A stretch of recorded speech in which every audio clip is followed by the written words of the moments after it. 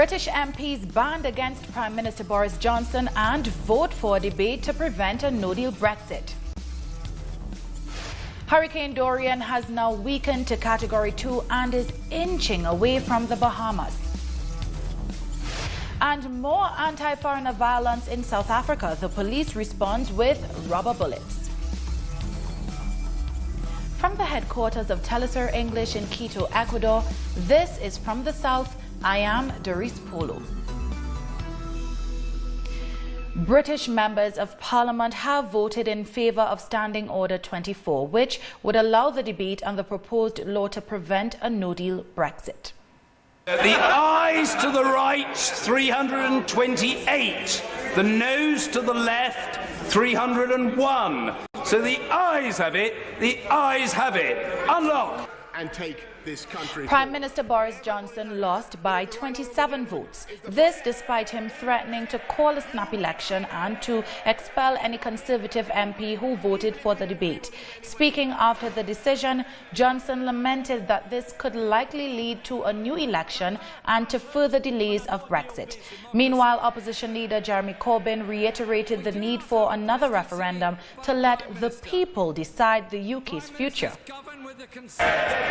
No doubt, Mr. Speaker, about the consequences of this vote tonight. It means that Parliament is on the brink of wrecking any deal that we might be able to strike in Brussels, because tomorrow's bill would hand control of the negotiations to the EU, and that would mean more dither, more delay and more confusion.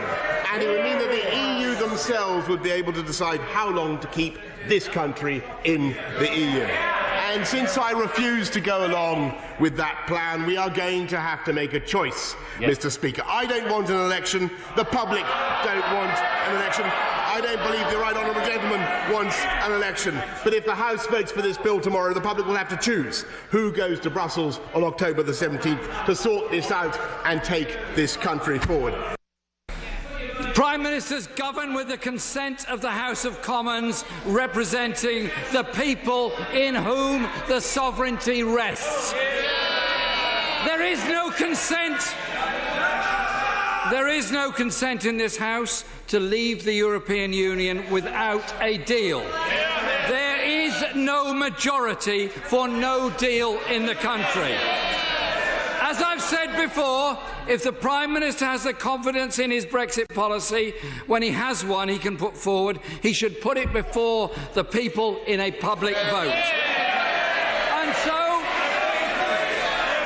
he wants to table a motion for a general election. Fine, get the bill through first in order to prevent, in order to take no deal off the table. Now, as the debate raged on in London, scores of people gathered outside Parliament to protest both in favour and against Brexit. Some protesters held signs in reference to Prime Minister Boris Johnson and his advisor Dominic Cummings, reading, "Cummings the despot, BJ the puppet, stop Brexit," while others carried banners reading, "Brexit now." In other news, Hurricane Dorian has weakened to a Category 2, but it has grown in size as it continues to pummel Grand Bahama Island. While 5 people have been confirmed dead, the government has announced that the death toll is expected to rise and some children are among those killed. The past 24 hours have been pure hurricane hell for the people of northern Bahamas, as Dorian continued to lash the islands, leaving behind unprecedented devastation. The images and videos we are seeing of people trapped in their homes as floodwaters seep in are really heartbreaking. At least 13,000 homes are estimated to have been destroyed or left severely damaged. Authorities have urged people to find flotation devices and use hammers to break out of their attics if necessary. There are also prolonged power outages in the capital, Nassau. On the Bahamas Abaco Island, where the hurricane first hit on Sunday, a community called The Mud, a shanty town of Haitian migrants, was virtually obliterated by the storm. It is feared many may have died here. A video shot from a passing car shows Dorian's devastating impact. Roofs torn off, houses flattened, wiped clear off their foundation. Over 20 people injured on a backhoe have been airlifted to a hospital in Bahamas capital Nassau. The U.S. Coast Guard sent in helicopters to evacuate the injured for urgent care. The storm has forced the closure of some airports in Bahamas, Marsh Harbor, South Bimini, North Eleuthera, and Grand Bahama International.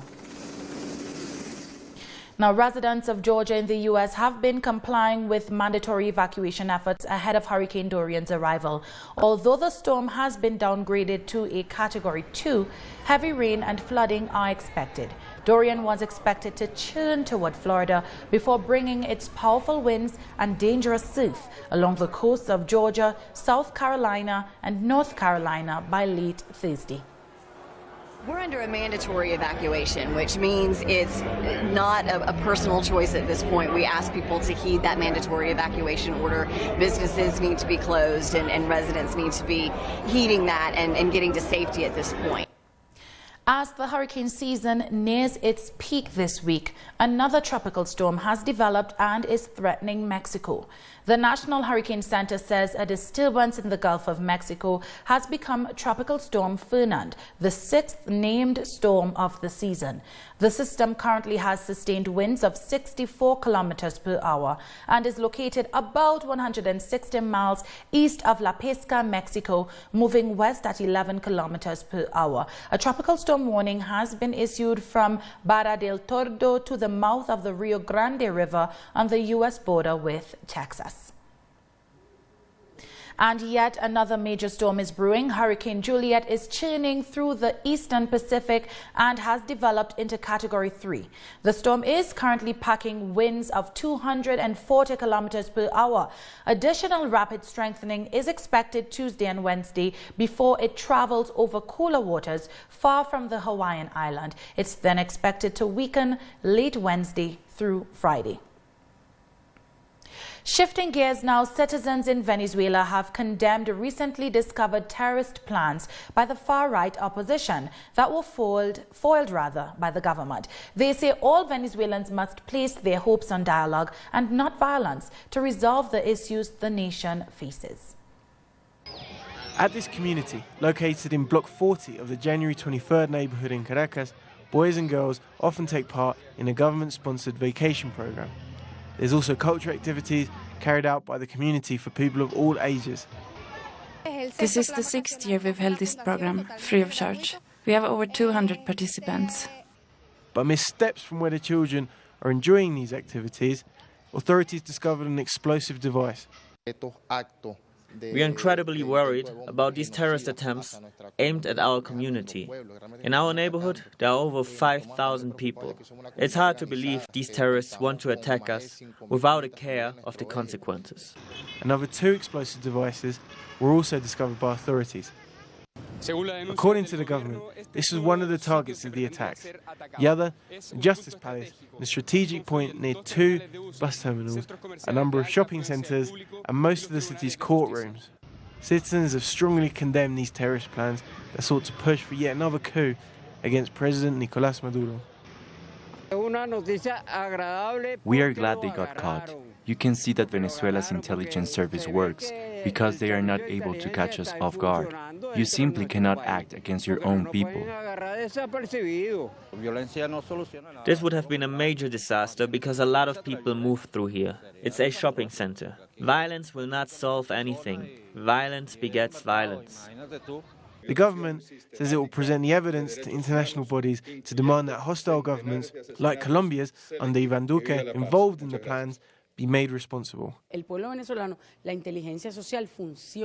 We all must defend our nation's integrity. Conflicts cannot be resolved with violence, and we must be glad about the work of our intelligence service that have proven to be on our side and have made plans to defuse terrorist attempts. Meanwhile, President Maduro has announced that over 8 million people have signed a petition against the US blockade. He says this is a sign of a people united for peace and sovereignty. We'll take a short break now. When we come back, details on protests in Nigeria over xenophobic attacks in South Africa. Don't touch that remote.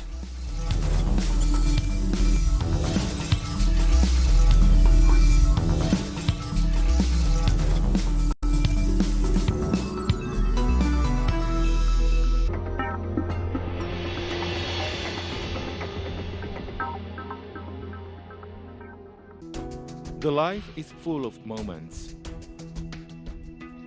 Moments of fight. Moments of hope. Moments that transcend.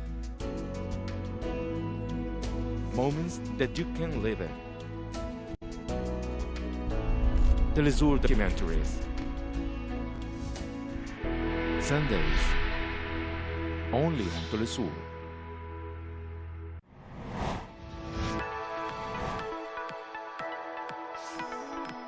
Discover the cultural diversity that defines a continent. The place where art and tradition are part of the same nucleus.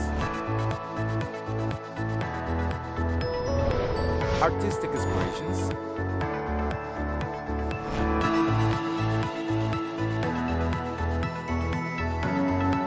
Values.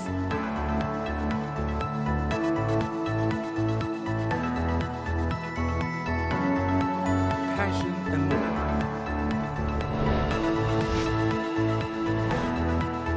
Real life. Fridays. Only on Telesur.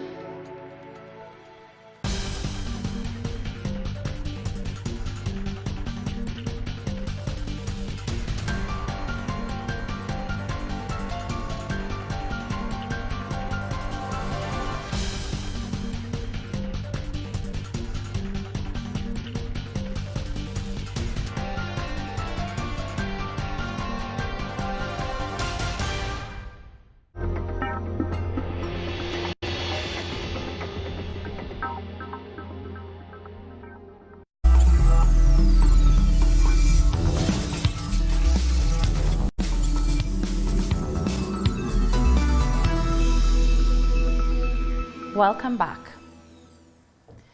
The aftermath of looting is visible in South Africa's capital, Johannesburg, as the streets are littered with rocks, bricks and burned debris. The financial capital was hit by a new wave of anti-foreigner violence as nationals blame immigrants for high unemployment.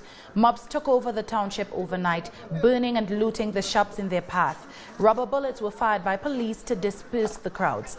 A government statement revealed more than 110 people were arrested.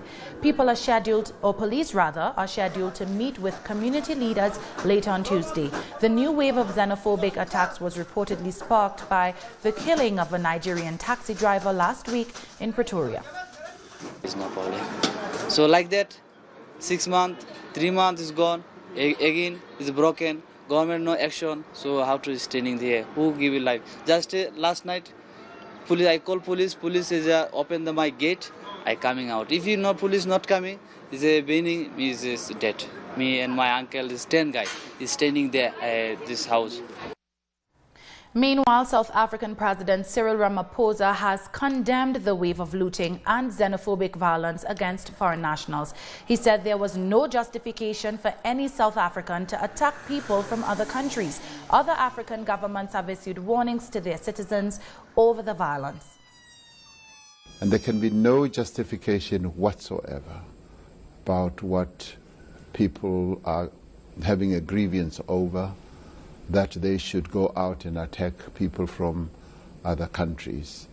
Because when they do so here, they should also know that fellow South Africans will be attacked in other countries. We are a country that is completely committed against xenophobia. We do not allow and cannot tolerate the attacks on people from other African countries. Now, protesters in Nigeria took to the streets of Lagos on Tuesday to demonstrate against the xenophobic violence in South Africa. Targeting South African franchise ShopRite, the protesters threw stones and destroyed property around the area, but were unable to gain access to the building. This riot followed 5 deaths in Johannesburg, where foreign-owned shops were looted on Monday. The Nigerian president has said he has sent a special envoy to meet his South African counterpart to safeguard the safety of Nigerian citizens and their property. In other news, police in Guinea-Bissau have seized more than 1.8 tons of cocaine hidden in flour bags in the biggest drug bust in the country's history. 8 people have been arrested after a 2-week intelligence operation by the police. Authorities say the shipment came from Colombia and was on its way to Al-Qaeda militants in North Africa. This is the largest amount seized in the country's history. We are talking about 1,800 kilos, more than a ton and a half seized. But we were also able to partially dismantle an important network. At this moment, we have already been able to arrest 4 Guinea-Bissauan, 3 Colombians and 1 Malian. The German Foreign Affairs Minister Heiko Maas has arrived in Sudan for talks with officials. Maas arrived in Khartoum hoping to strengthen bilateral relations between the two countries. He is also expected to meet the head of the Sovereign Council along with the newly appointed Prime Minister. According to Sudan's Foreign Ministry, this visit will play a positive role during the country's transitional government. August was Women's Month in South Africa in honor of the 1956 Women's March against unjust apartheid laws. Now, decades later, women gathered in Parliament at the end of the month in solidarity against gender-based violence and inequality. The first Women's Charter was adopted in April 1954, which was reaffirmed in 1994. Now, 25 years later, the issues of inequality for women remain as relevant today as they were then.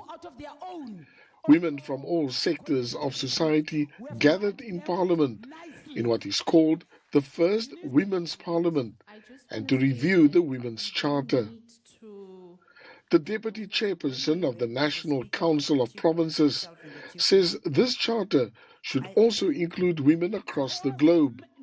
Wars, destruction, all of it, it is usually the women and the children that are suffering the most. So how do we as South African women position ourselves to in solidarity with the rest of the world, the Venezuelan women that are the ones that are suffering because there is no resources, there is no commodities and things that they can use because of a battle that is not their battle. Women raised concerns over safety of women and that there seems to be no serious punishment for men who continue to commit these hideous crimes. Women are coming from a background of triple oppression, and they are coming from a very unequal and patriarchal society. So we really need to make sure, 25 years, it's a bit long, but I think it's the correct time to do it now and to make sure henceforth the voice of women will be heard in whatever we do for them. The conference was the launching pad to start a national conversation to review the Women's Charter through sustained dialogue and interactive discussions with women across the country. Johan Abrams for Telesur in Cape Town. Coming up, Iran rules out bilateral talks with the U.S. We'll have details in a moment.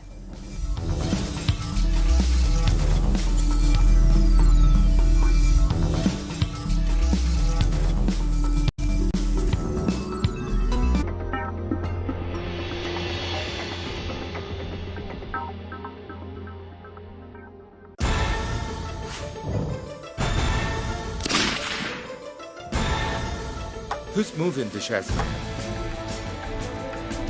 What interests motivate the actors behind each event? Se despliega el tablero. Uncritical Moves investigates every event from Monday to Friday. Only on Telesur.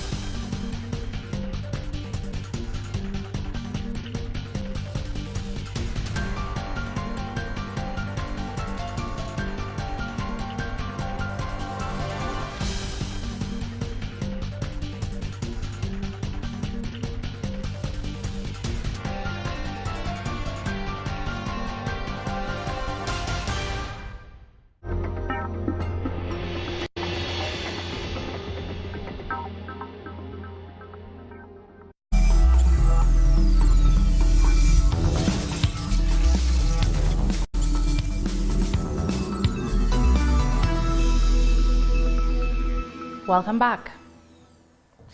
Hong Kong's chief executive, Carrie Lam, has dispelled allegations claiming that she intends to resign from her job amidst violent opposition protests.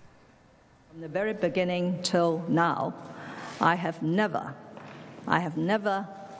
tendered a resignation to the Central People's Government.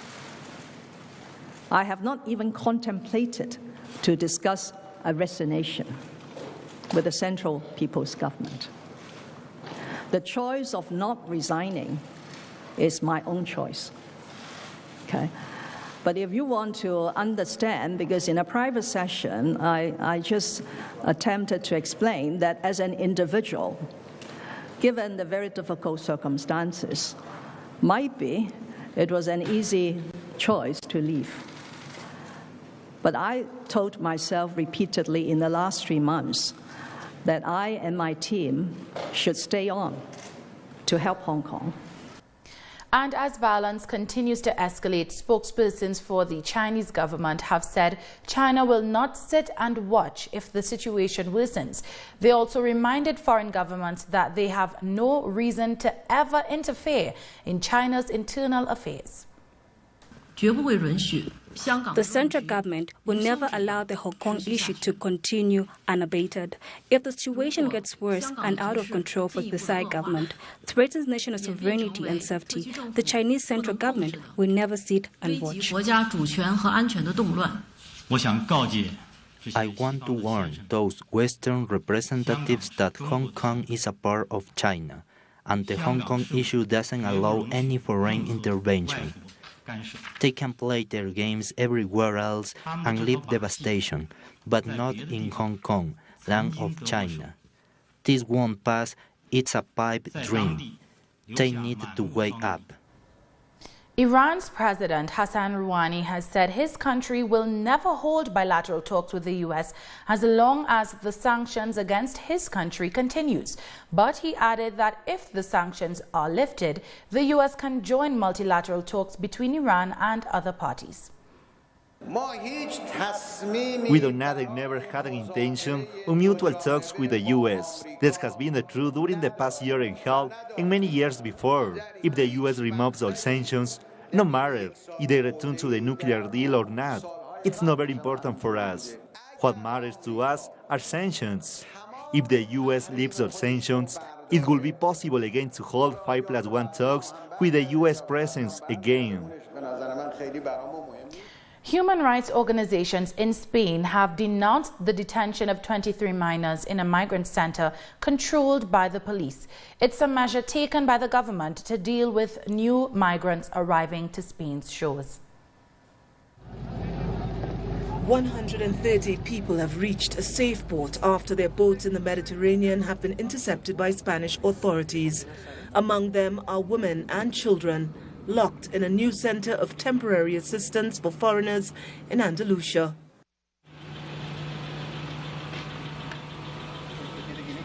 Is this girl alone? The law in Spain allows for migrants to be detained until 72 hours, but this does not include unaccompanied minors, and 23 people are categorized as such, but even then, police locked them up.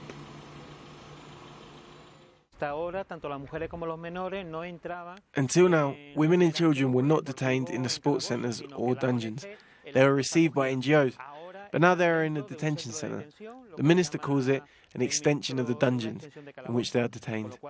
There are now minors and women, and the issue of minors, although the police say they are not minors until a test is done, the truth is that they were, because we have seen how several women were pregnant. Torre is 24 years old and he reached a beach in Almeria. He has spent the last 72 hours in police custody despite not committing any crime. He's now waiting at a Red Cross center to continue his migratory process towards Northern Europe. We arrived at the beach. When we went down, we were very tired, and we found some Spanish citizens who offered to help us. And then the civil guard came for us. They saw us, they called the bus, and they took us to the police station in Almeria.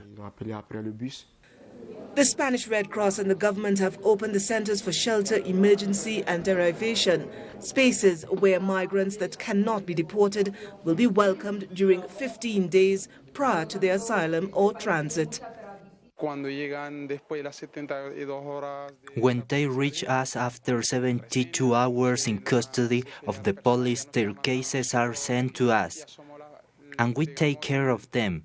After the 72 hours, we analyze the process for each case. In 2018, Spain was the Mediterranean country with a greater migratory flow. But so far in 2019, more than 14,000 migrants have arrived in Patera on the Spanish coast. And that is 40% less than the same months in 2018. That brings us to the end of this news brief. You can find these and many other stories on our website at telesurenglish.net. And join us on social media, Facebook, Twitter and Instagram. For Telesur English, I'm Doris Polo. Thank you for watching.